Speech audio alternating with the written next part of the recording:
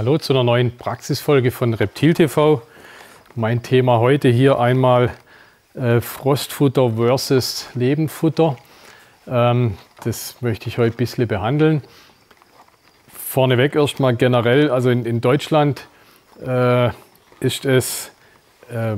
man lebende Futtertiere verfüttern an die Schlangen. Das entspricht auch der Natur so.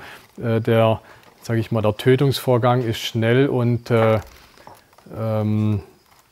für die Maus nicht absehbar, oder die leidet da nicht im Vorfeld oder hat Angst oder sowas.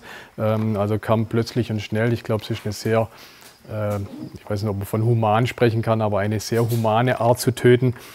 Frostfutter ist natürlich auch eine tolle Alternative, gerade wenn man auch nicht so leicht an lebendes Futter rankommt oder wenn man generell das einfach nicht so mag und sagt, ich steige auf Frostfutter um.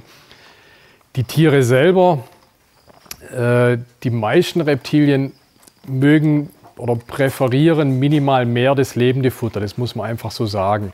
Aber die meisten Tiere gehen auch an das Gefrorene ran.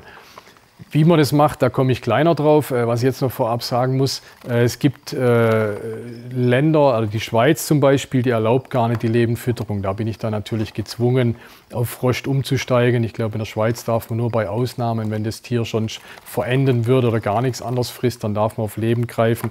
Und sonst muss man in der Schweiz gefroren füttern. Andere Staaten sind mir nicht bekannt, die so eine strenge Regelung haben. Dann werde ich häufig gefragt oder kriege eine E-Mail, welchen Trick kann ich denn machen, dass meine Schlange an Frost geht, oder wie muss ich sie umgewöhnen? Gleich mal vorneweg, so richtige Tricks gibt es einfach gar keine.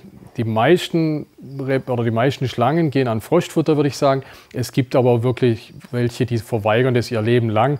Da beißt keine Maus den Faden ab, im wahrsten Sinne des Wortes. Da muss ich einfach das Leben lang lebend füttern. Aber wenn ich sie umstellen will, ein wichtiger Punkt, macht es nicht zu plötzlich. Also wenn ihr jetzt eine Schlange neu bekommt und die ganze Zeit lebend gefressen hat, dann macht es keinen Sinn, wenn ihr die mit dem Umsetzen schon auf Frost umgewöhnt. Ja? Also fragt den Vorbesitzer, hast du lebend oder tot gefüttert?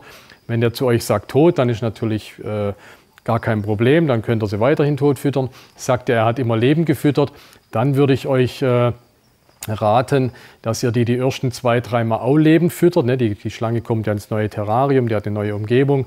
Da hat die schon genug Stress und Sachen am Hals, also füttert sie dann 2-3 Mal noch lebend. Dann bietet ihr tot an. Ja? Der zweite wichtige Punkt, macht es nicht in Phasen, wo sie schlecht frisst. Also Königspython zum Beispiel im Winter, wenn er so eine leichte Winterruhe hat oder eine leichte Abkühlung, oder wenn er Paarungszeit hat, frisst er auch schlecht. Dann macht es keinen Sinn, dass ich genau in dieser Phase auch noch dem an Frostfutter gewöhnen will. Ne?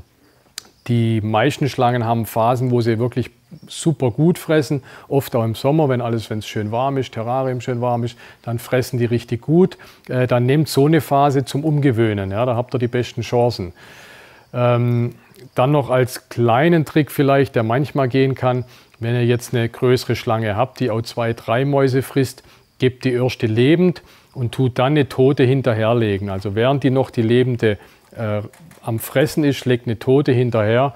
Dann kann es sein, dass die gleich mit der Toten weitermacht und so den Übergang ein bisschen leichter hat. Ja, das könnt ihr 2-3 Mal machen und dann direkt tot geben. Das ist so einer der wenigen Tricks, die mir einfällt. Frostfutter allgemein. Wir haben mal eine Folge sogar drüber gemacht. Wichtig natürlich, dass die richtige Temperatur haben. Ihr müsst die wirklich auf 30-35 Grad Temperatur bringen, dass die Schlange merkt, oh, da ist ein warmblütiges Beutetier. Ne? Deswegen wirklich gut anwärmen. Und wenn ihr Frostfutter füttert, auch mit Multivitaminen regelmäßig ergänzen. Das haben wir aber auch in dieser Folge schon angesprochen. Das sind so meine Tipps, die ich euch geben kann, lebend und tot. Ich glaube, mehr Tipps gibt es einfach nicht. Oder eben, es gibt keine Wunderwaffe, wenn ich ein Tier habe, das permanent oder partout nur lebend fressen will. Ich glaube, es gibt keinen 100%igen Trick, wo man sagen kann, ja, mach genau das und das, dann frisst sie tot. Meines Wissens gibt es das nicht.